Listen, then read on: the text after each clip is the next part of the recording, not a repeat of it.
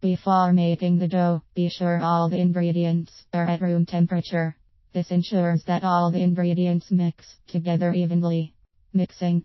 The number one rule when making muffins is not to overmix the batter, which changes the texture and can keep them from rising the way they should. It also can make them dry and not soft the way you want them to be.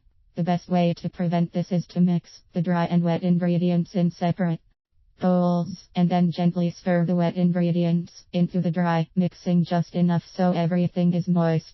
This should only take a few seconds. One way to be sure it blends together without too much mixing is to make a well in the middle of the dry ingredients and pour the wet ingredients into it, mixing as little as possible. Don't try to get rid of small lumps, they are normal. Additions.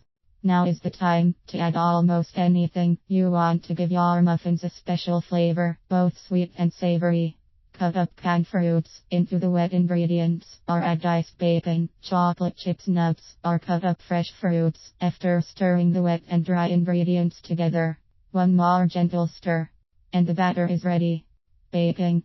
Lightly spray the pan with cooking spray and put liners in the cups. Spraying the whole top of the pan will make it easier to get the muffins out if there is any spillage.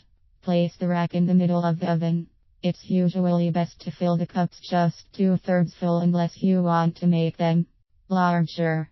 If you do, you may not have enough batter to fill all the cups. Be sure to put a small amount of water in the empty cups so the pan doesn't burn and keep the muffins from cooking evenly. Another trick that makes for the best distribution of heat is to leave the cups in the middle of the pan empty when you are not filling all of them. Let the muffins cool for a few minutes before you take them out of the pan. Storing. They will stay fresh at room temperature up to 3 days, or in the refrigerator for a week if they are kept in an airtight container. After that they can be frozen in plastic freezer wrap for up to 3 months.